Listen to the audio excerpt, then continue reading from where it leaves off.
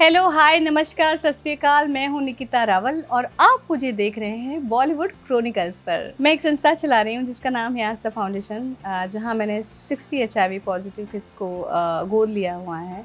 आप मुझे 60 बच्चों की मां कह सकते हो और HIV पे काम कर रही हूं और वुमेन एम्पावरमेंट में काम कर रही हूं।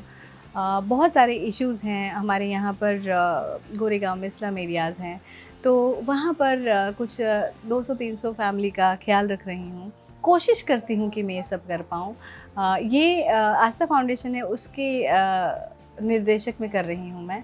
और बहुत सारे लोग जुड़े हैं और बहुत अच्छा लगता है जब आस्था फाउंडेशन का नाम आता है। हाँ जी, मैंने सुभाष घई जैसे निर्देशक के साथ काम किया है। मुझे हमेशा मेरी प्रायोरिटी मैं डांस परफॉर्मेंस में लगती है, क्योंकि मैं एक कथक परफॉर्मर हूँ और मैं इंडिया को इंटरनेशनली रिप्रेजेंट कर चुकी हूँ। साउथ मूवीज़ में भी बहुत काम किया है, तो मेरे पास बहुत सारे ऑप्शंस थे करने के लिए। साउथ इंडस्ट्री थी, फिर ये परफॉर्मेंस थी, आस्था फाउंडेशन था।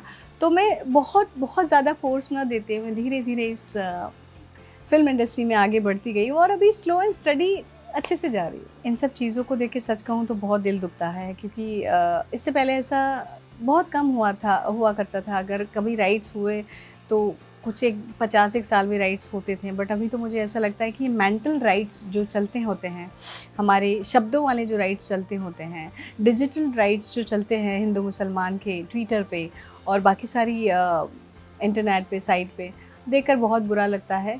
पहले तो सिर्फ हाथ में लोगों ने पत्थर उठाया था, बट अभी तो शब्दों में भी बाण चलाते हैं, तो ये देखकर बहुत बुरा लगता है। अगर किसी मस्जिद के अंदर शिवलिंग मिला है तो मिला है, इन लोगों ने तो नहीं किया, अभी फ़िलहाल तो नहीं हुआ है, पहले से हुआ है वो। तो ये सब बोल के कड़वाहट निकाल के एक दूसरे को दुख क्यों दें हम? ठीक है, मस्जिद के साथ मंदिर भी बना लो, क्या फ़र्क पड़ता है? कुछ बुद्धिजीवी लोग हैं हमारे इस महान भारत में।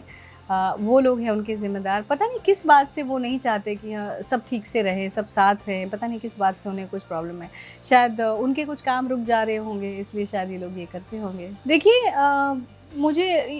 देखिए, सब लोगों के परसेंटेज हैं, उसमें से मीडिया भी 30-40% का रोल हर चीज़ में प्ले करता है। ऐसा नहीं है कि इन सब चीज़ों में ही वो अपना सपोर्ट देता है। आप समझिए कि जैसे निर्भया था, अगर निर्भया को भी अगर टीवी पे इतना नहीं दिखाते या टीवी पे उसके बारे में इतनी हमें नहीं पता होता, तो पूरे भारत वर्ष एक साथ में नहीं होता निर्भया के लिए और निर्भया को इंसाफ नहीं मिलता। ऐसी बहुत सारी चीज़ें जो मीडिया ने की है, बट साथ साथ में मीडिया ये वाले टॉपिक जो है वो बहुत ही ज़्यादा स्ट्रेच करता है। नहीं ज़रूरत है, जिन्हें खुद को नहीं पता है कि क्या बोलना है, उनसे हम क्यों बुलवाएं भारत के बारे में, उनसे मुसलमानों के बारे में, हिंदुओं के बारे में, मंदिर के बारे में, मस्जिदों के बारे में ये जो जाके डिबेट करने बैठ जाते हैं। क्या उन्हें कोई सर्टिफिकेट मिला हुआ है?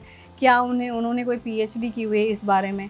मुझे नहीं लगता है कि उनको ये सब बिठा के और हमारे बच्चों के दिमाग में ये सारी बातें डालनी चाहिए।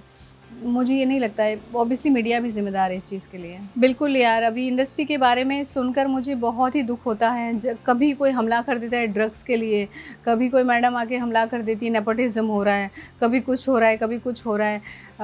बहुत ही बुरी सिचुएशन है। इंडस्ट्री कभी ऐसी नहीं थी। इंडस्ट्री का नाम अच्छा था पहले, बट अब जितना नाम इंडस्ट्री का ख़राब किया है लोगों ने, सुनकर, एक मेंबर मेरी फैमिली है इंडस्ट्री, तो बहुत बुरा लगता है कि ठीक है, नेपोटिज़्म है सब जगह, मैं मानती हूँ, बट ठीक है, डॉक्टर अपने बेटे को डॉक्टर ही बनाएगा, वो थोड़ी ना अपने बेटे को कोई हेयर कट वाला या कोई और कुछ बिज़नेस में डालेगा। तो क्या फ़र्क पड़ा? और हाँ, करण जौहर की जहाँ तक बात है, मैं नाम लेके सीधा साफ बात करना चाहूँगी।